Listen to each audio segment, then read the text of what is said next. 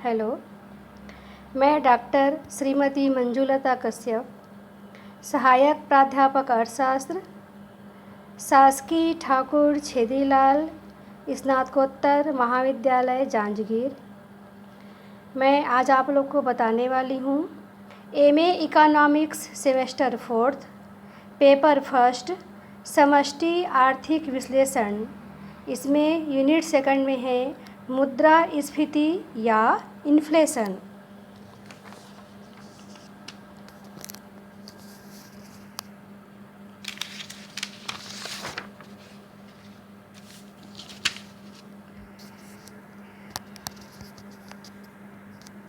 इसमें पहले हम लोग जानेंगे कि मुद्रास्फीति से क्या अर्थ है।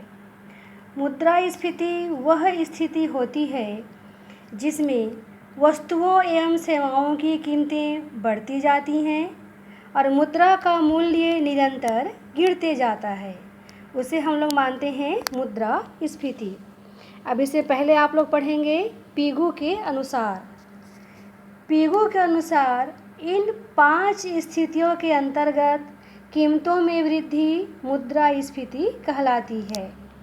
इसमें पहला आपका है मौद्रिक आय में वृद्धि हो, राष्ट्रीय उत्पादन की मात्रा स्थिर हो।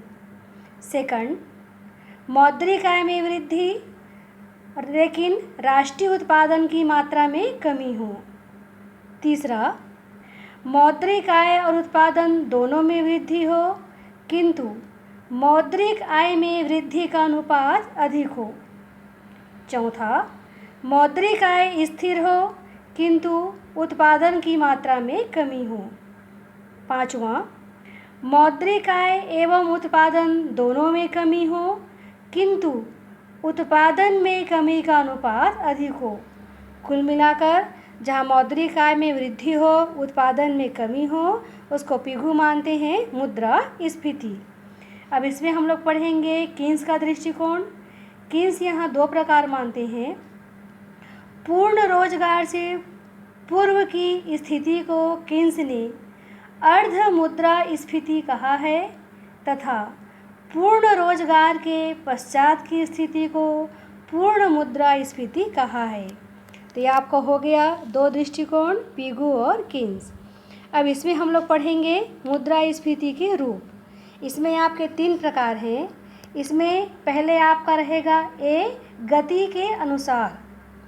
गति के अनुसार में आपका इसमें है पहला पॉइंट रेंगती हुई स्फीति। रेंगती स्फीति का मतलब है जहाँ प्रतिवर्ष 2% की दर से वृद्धि हो। सेकंड, इसमें आपका है चलती स्फीति।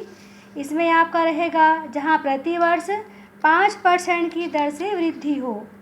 दौड़ती स्फीति, इसमें आपका रहेगा जहाँ प्रतिवर्ष 10% की दर से वृद्धि हो। और लास्ट है चौथा सरपट दौड़ती हुई स्थिति। इसमें आपका रहेगा प्रति माह 10% की दर से वृद्धि हो। ये आपका पहला हो गया गति के अनुसार। अब सेकंड इसमें आपका रहेगा ये बी पॉइंट कारणों के अनुसार। कारणों के अनुसार में आपका है यहाँ पर 2 पॉइंट। पहला इसमें आपका है मांग प्रेरित स्फीति। मांग प्रेरित स्फीति, मांग प्रेरित का मतलब है ऐसी स्थिति तब उत्पन्न होती है जबकि वस्तुओं एवं सेवाओं के लिए प्रभावपूर्ण मांग बाजार में उपलब्ध वस्तुओं एवं सेवाओं की तुलना में अधिक होती है। इसको हम लोग मानते हैं मांग प्रेरित स्फीति। सेकंड इसमें रहेगा लागत वृद्धि स्फीति। जब देश में श्रमिक संघ शक्तिशाली हो जाए तब वे मालिकों से अधिक मजदूरी की मांग करते हैं, अतः मजदूरी में वृद्धि हो जाती है किंतु उसकी उत्पादकता में कोई वृद्धि नहीं होती। मजदूरी में वृद्धि उत्पादन लागत को बढ़ा देती है, इससे वस्तुओं की कीमतें बढ़ जाती हैं। ऐसे हम लोग मानते हैं लागत वृद्धि स्फीति। ये आपका हो गया कारणों के अनुसार। ऐसे नेक्स्ट पॉइंट आपका है सी नियंत्रण के अनुसार। नियंत्रण के अनुसार इसमें आपका है 2 खुली मुद्रास्फीति, इसके नाम से स्पष्ट है, कीमतों में होने वाली वृद्धि को सरकार कंट्रोल एवं राशनिंग द्वारा नियंत्रित नहीं करती, उसे हम लोग मानते हैं खुली मुद्रास्फीति। इसी में आपका है सेकंड पॉइंट, दबी मुद्रास्फीति। जब सरकार वस्तुओं के मूल्य में वृद्धि का राशनिंग एवं कंट्रोल द्वारा नियंत्रण करती है तो उसे दबी हुई मुद्रास्फीति कहते हैं। तो ये आपका हो गया मुद्रास्फीति के रूप। अब इसमें आपका रहेगा, इसमें नेक्स्ट हेडिंग, ये मुद्रास्फीति के कारण। मुद्रास्फीति के कारण में पहले इसमें आपका रहेगा ए पॉइंट, मौद्रिक आय में वृद्धि करने वाले कारण। अब इसमें आपका पहला पॉइंट है सरकार की मुद्रा तथा साख संबंधी नीति। देखिए, सरकार के निर्देश के अनुसार जब केंद्रीय बैंक देश के आर्थिक विकास एवं युद्ध व्यय को पूरा करने के लिए अधिक मात्रा में पत्र मुद्रा का निर्गमन करता है, तब प्रारंभ में पत्र मुद्रा के निर्गमन से साधारण स्फीति उत्पन्न हो जाती है, किंतु उचित नियंत्रण के अभाव में कीमतें तीव्र रूप से बढ़ने लगती हैं। इसमें आपका ये हो गया पहला पॉइंट। सेकंड रहेगा मुद्रा की चलन गति में वृद्धि। लोगों की उपभोग प्रवृत्ति, पूंजी की सीमांत कुशलता बढ़ जाने पर मुद्रा की चलन गति बढ़ जाती है। विशेष रूप से कीमतों में अत्यधिक वृद्धि होने से मुद्रा की चलन गति भी अत्यधिक बढ़ जाती है। इसमें आपका नेक्स्ट पॉइंट है तीसरा, घाटे की वित्त व्यवस्था। जब सरकार अपने बजट के घाटे को पूरा करने के लिए नए नोट छापती है, इससे देश में मुद्रा की पूर्ति बढ़ जाती है और कीमतें बढ़ने लगती हैं। इस प्रकार मुद्रास्फीति उत्पन्न हो जाती है। इसमें आपका नेक्स्ट पॉइंट है चौथा, अनुत्पादक व्यय में वृद्धि।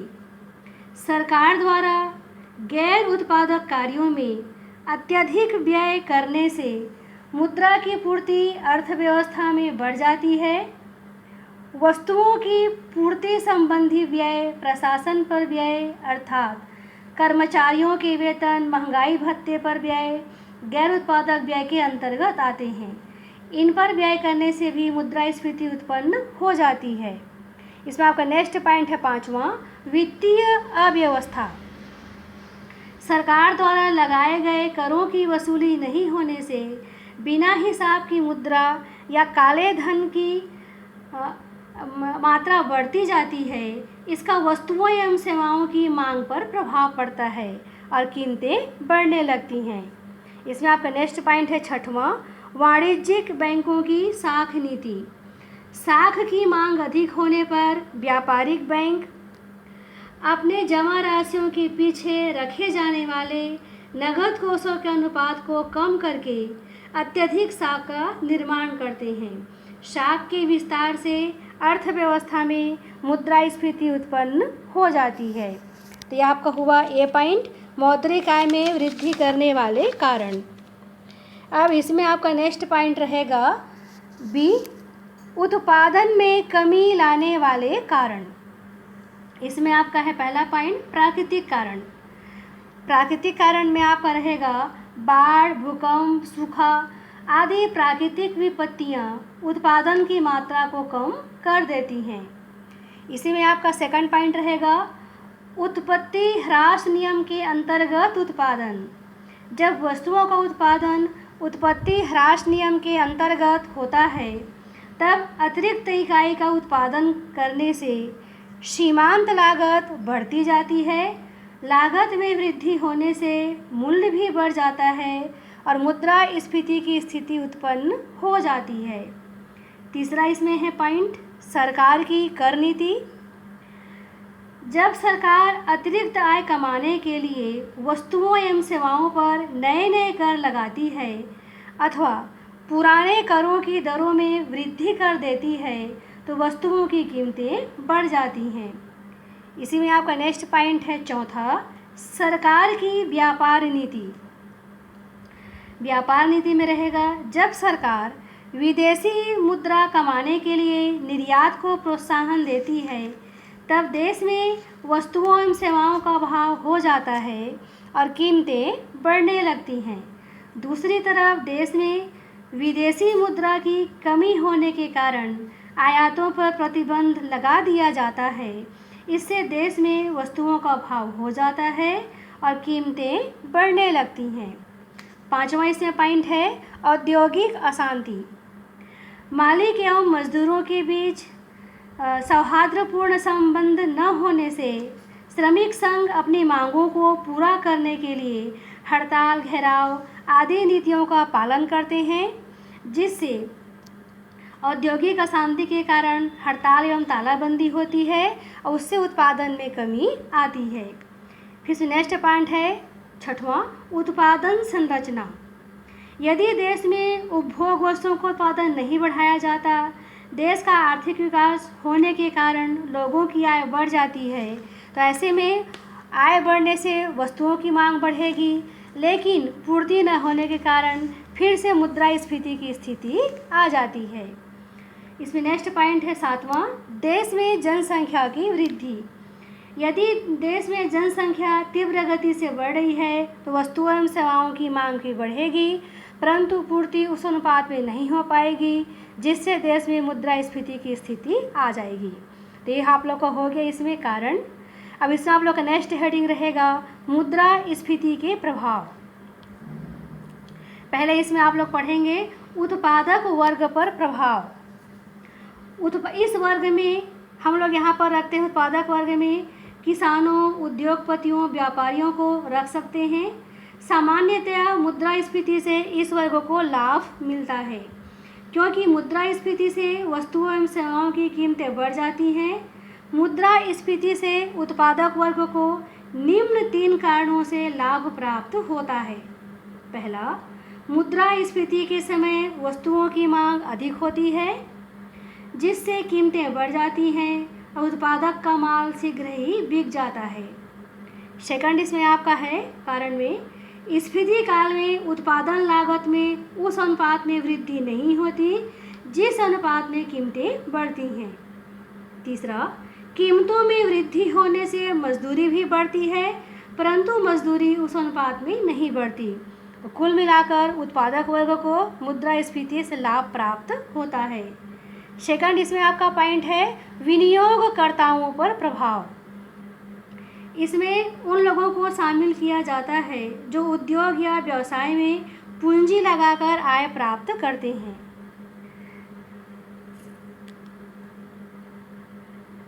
विनियोगकर्ता 2 प्रकार के होते हैं।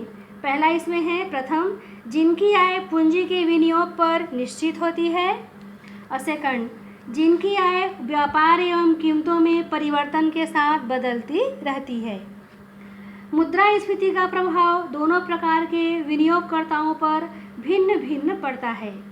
मुद्रास्फीति में निश्चित आय प्राप्त करने वाले विनियोगकर्ता को हानि होती है, क्योंकि उनकी वास्तविक आय कम हो जाती है। इसी प्रकार अनिश्चित आय वाले विनियोगकर्ताओं को मुद्रास्फीति से लाभ मिलता है, क्योंकि मुद्रास्फीति से वस्तुओं की कीमतें बढ़ जाती हैं, इसलिए कंपनियों को अत्यधिक लाभ मिलता है और विनियोगकर्ताओं का लाभांश भी इसमें बढ़ जाता है। अब इसमें आपका नेक्स्ट पॉइंट है तीसरा, वेतनभोगी एवं श्रमिक वर्ग पर प्रभाव। इस वर्ग को मुद्रास्फीति से हानि होती है, क्योंकि मजदूरी हमेशा कीमतों से पीछे रहती है, अर्थात जिस अनुपात में कीमतें बढ़ती हैं उस अनुपात में मजदूरी नहीं बढ़ती। इसमें आपका नेक्स्ट पॉइंट है चौथा, उपभोक्ता वर्ग पर। मुद्रास्फीति से उपभोक्ता वर्ग को हानि होती है, क्योंकि वस्तु एवं सेवाओं की कीमतें बढ़ जाती हैं, मुद्रा की क्रय शक्ति घट जाती है। उपभोक्ता मुद्रास्फीति से पहले की तुलना में कम वस्तुएं ही खरीद पाता है, इसलिए उपभोक्ताओं को हानि होती है। इसमें आपका नेक्स्ट पॉइंट है पांचवा, ऋणी तथा ऋणदाता वर्ग पर प्रभाव। मुद्रास्फीति से ऋणी वर्ग को लाभ तथा ऋणदाता वर्ग को हानि होती है, क्योंकि मुद्रास्फीति काल में मुद्रा का मूल्य कम हो जाता है। इसके विपरीत ब्याज की दर स्थिर रहती है। इस कारण ऋणदाता को ब्याज के रूप में मिलने वाली आय की क्रय शक्ति वस्तुओं एवं सेवाओं के रूप में कम हो जाती है। इसके अतिरिक्त यदि ऋणी ऋण की राशि को लौटाता है तो इससे भी ऋणदाता को हानि और ऋणी को लाभ होता है, क्योंकि ऋण की राशि की क्रय शक्ति कम हो जाती है। जिसमें आपका ये हो गया मुद्रास्फीति के प्रभाव। इसमें आपका नेक्स्ट हेडिंग रहेगा अन्य प्रभाव। अन्य प्रभाव में पहले हम लोग देखेंगे आर्थिक प्रभाव। आर्थिक प्रभाव में पहले आपका है पहला पॉइंट धन का पुनर्वितरण। धन का पुनर्वितरण में रहेगा आय एवं धन की असमानता बढ़ जाती है। अमीर और अमीर, गरीब और गरीब हो जाते हैं। सेकंड इसमें आपका है मुद्रा में अविश्वास। मुद्रास्फीति काल में मुद्रा का मूल्य निरंतर गिरते जाता है, वस्तुओं एवं सेवाओं का मूल्य बढ़ते जाता है, अतः मुद्रा पर से लोगों का विश्वास घट जाता है। तीसरा इसमें आपका है करों में वृद्धि। मुद्रास्फीति काल में